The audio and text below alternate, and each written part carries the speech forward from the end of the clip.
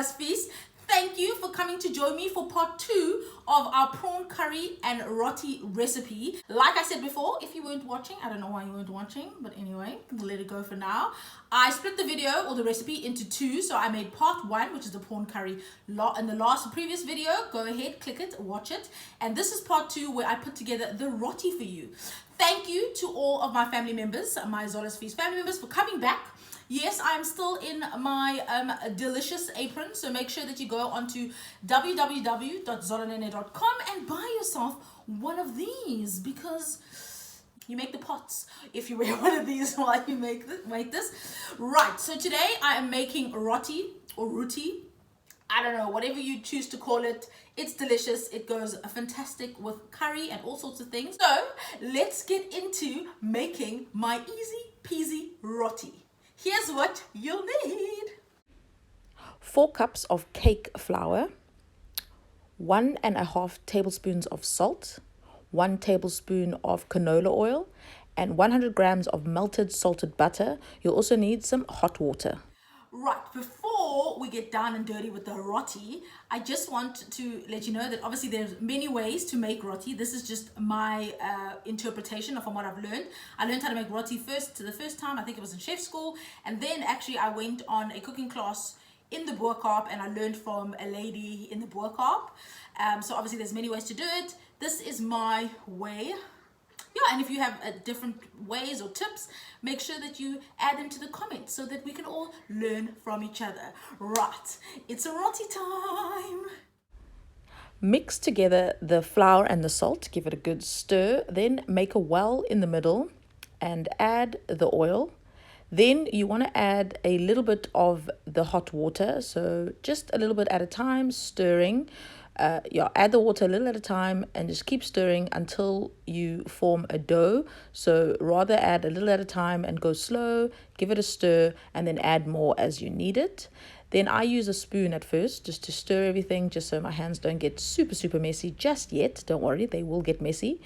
So just keep adding water until you get the consistency of a dough.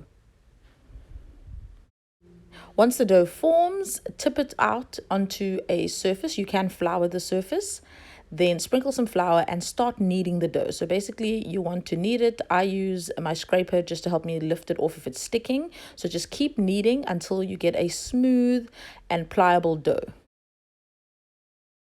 Okay, now that our dough is ready to roll and my hands are clean, I wanted to take a moment to tell you about this very special rolling pin of mine. So you can see it's like a bit nubbly and just like a little, I don't know, loved, because this was actually a gift from a time that I went to India. So I spent about 2 weeks in India, if I'm not mistaken, and I cooked with many different locals and this one wonderful lady who taught me how to make puri.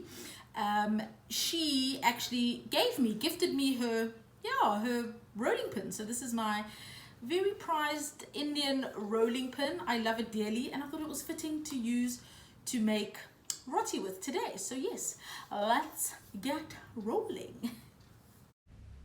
Dust the rolling pin and the dough, then give it a roll. So you want to roll it to stretch it out into a rough oval or rectangle. Then brush with the melted butter. I'm using salted butter because I like the flavor of salted butter. Give it a good brushing. You can actually use ghee as well if you can find it. Then it's time to roll this into like a Swiss roll type log. So use the scraper to help you lift it and just roll and roll and roll, encasing the butter. Pinch the seams to seal and it's ready.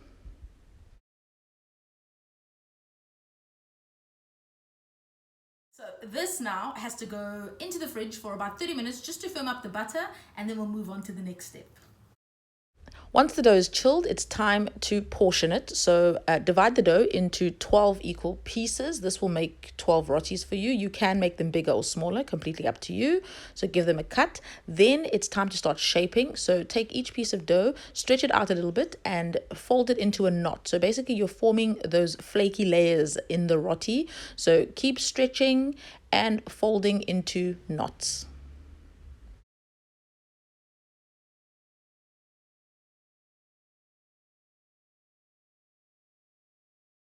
Once all the knots are done, it's time to roll them out into round discs to form the rotis. Here's a quick tip for you. If you're making a large batch or you're making the batch in advance, store them in between pieces of baking paper. You can obviously reuse the baking paper after, so you're not wasting it, and that just makes sure that they don't stick to each other. And yeah, you keep these in the fridge overnight until you're ready to cook them the next day.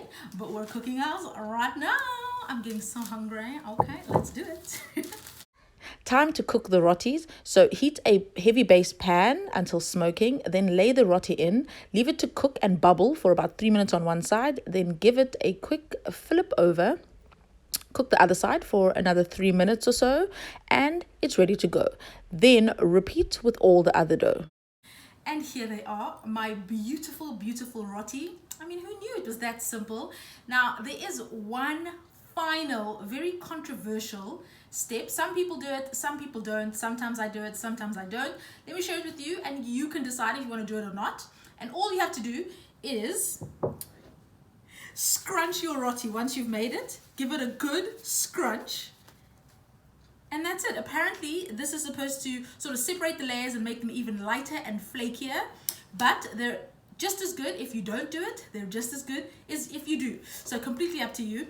But thank you so much, everybody, for joining me for yet another simple and delicious feast. Thank you for subscribing, those who have subscribed to the Zola's Feast family. If you haven't, please do so. And also, while you're at it, make sure that you hit that like button and give us a thumbs up.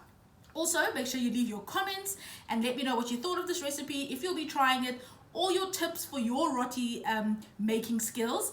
Yeah, let's help each other. And as I always say, this is a family, so we are here to help each other, and I am here to give you the recipe that you want. So make sure you let me know what else you'd like me to make. Thank you once again. I am now going to feast on these delicious rotis, and don't forget to go and watch part 1 where I made the prawn curry that is going to go deliciously with these rotis. Don't forget to go onto my website www.zolanene.com to get the full recipe, as well as buy yourself one of my snazzy aprons. Trust me, you need one in your life. Thanks guys, see you next time on Zola's Feast.